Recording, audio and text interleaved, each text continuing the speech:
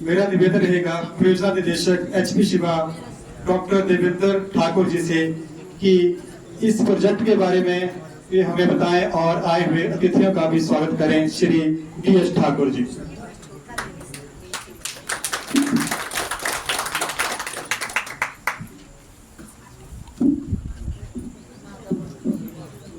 HP Shiva परियोजना के plantation drive के आज के हमारे मुख्य अतिथि सम्माननीय श्री जगत सिंह नेगी जी, राजस्व, बागवानी एवं जनजाति विकास मंत्री हिमाचल प्रदेश सरकार।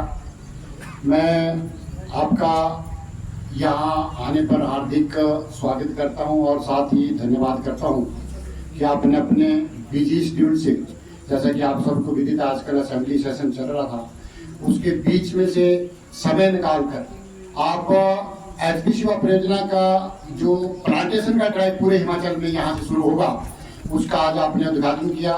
इसके लिए मैं आपका बहुत बहुत आभारी हूँ और धन्यवाद करता हूँ। साथ में मंच पर APMC के चेयरमैन श्री संजीव गुलेरिया जी, मैडम चंपा ठाकुर जी और विवेक सैनी जी तथा जिला परिषद सदस्य, यहाँ के स्थानीय जिला परिषद सदस्य, यहाँ के स्थानीय प्रधान, पूरी पंचायत और हमारे उद्यान विभाग के संयुक्त निदेशक, उप निदेशक तथा SDM लोकल कोटली के SDM साहब और विभिन्न विभागों से आए अधिकारीगण, चकमा यहाँ की जो CHPM में जो हमारी एसोसिएशन है उसके प्रधान श्री किशन जी, जो बहुत ही एक्टिव प्रधान है, पिछले 2 सालों से लगातार रात दिन उनकी मेहनत से रात दिन फोन करते रहे, इसलिए हम आज यहाँ तक पहुँचे हैं। मैं उन प्रधान जी, उनकी पूरी शिव समिति, यहाँ पर बाकी सभी पधारे महिलाएं, बुजुर्ग साथियों, मैं आप सबका भी यहाँ पर आने के लिए हार्दिक स्वागत करता हूँ और धन्यवाद करता हूँ कि आप सब लोग HP शिवा परियोजना के साथ जुड़ने के लिए आज हमारे बीच में आए। माननीय मंत्री महोदय ने जब मंत्री के रूप में कार्यभार संभाला तो लगभग 2 वर्ष पहले 17 जनवरी 2023 को इनका पहला ऑफिशियल दौरा हमारे HP शिवा के क्लस्टर में रहा, जो बिलासपुर के मझेड़ से शुरू हुआ था इनका ड्राइव 2023 से। और उसके बाद पूरे प्रदेश में जहां जहां भी HP शिवा का पायलट हमने किया था या शुरू किया था, उन सारी जगहों पे निरंतर माननीय मंत्री जी ने दौरा किया। और इस बात से, जैसे आज आपने देखा बिल्कुल शॉर्ट नोटिस है, कल मुझे भी 2:30-3 बजे ये निर्देश हुआ कि हम वहां चलेंगे। तो मंत्री जी का जो समर्पण है, जो इनकी प्रतिबद्धता है किसानों के लिए, बागवानों के लिए, वो सब इस चीज से झलकती है।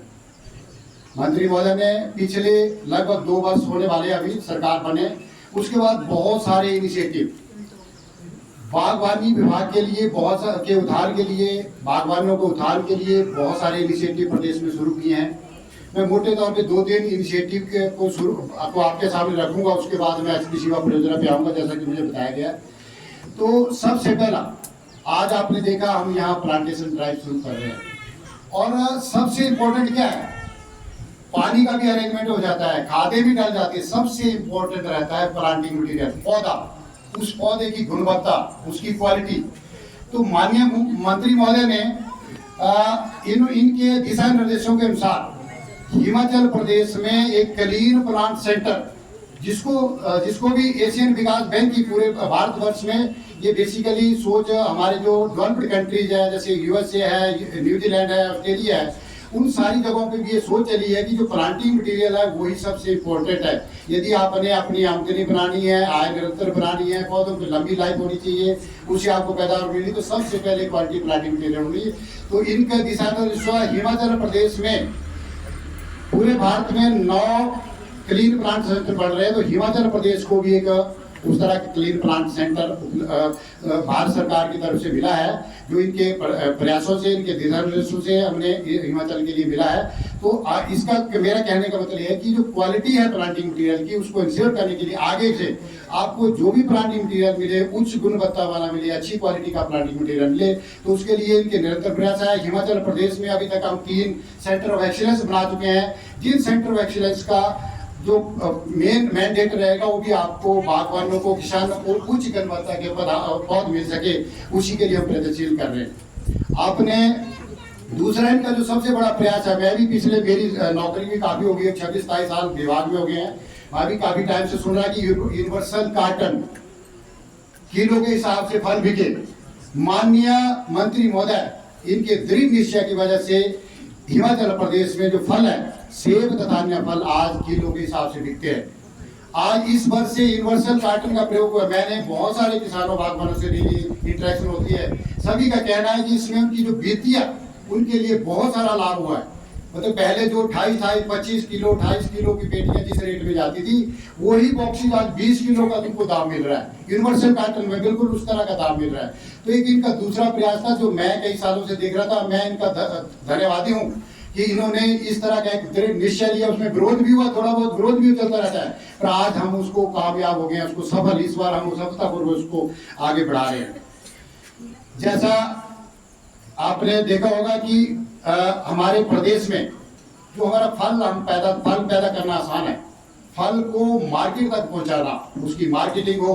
मार्केटिंग के पहले कई बार क्या होता है, बीच में मार्केट ब्रेक हो जाती है, तो उसको हमें स्टोर करना पड़ता है कुछ समय के लिए, ताकि हमें जब उपयुक्त टाइम मार्केट में मिले उस टाइम उसको उस फल को मार्केट में भेज सकें। तो उसके लिए इस वर्ष के ही यदि आप बजट देखेंगे, इस साल का उद्यान विभाग के बजट में, तो 9 कोल्ड स्टोरेज, सीए स्टोरेज विभिन्न जगहों पे हिमाचल प्रदेश में स्थापना करने की माननीय मंत्री महोदय ने, उसके लिए उनके प्रयासों से सारी चीजें आगे बढ़ रही है।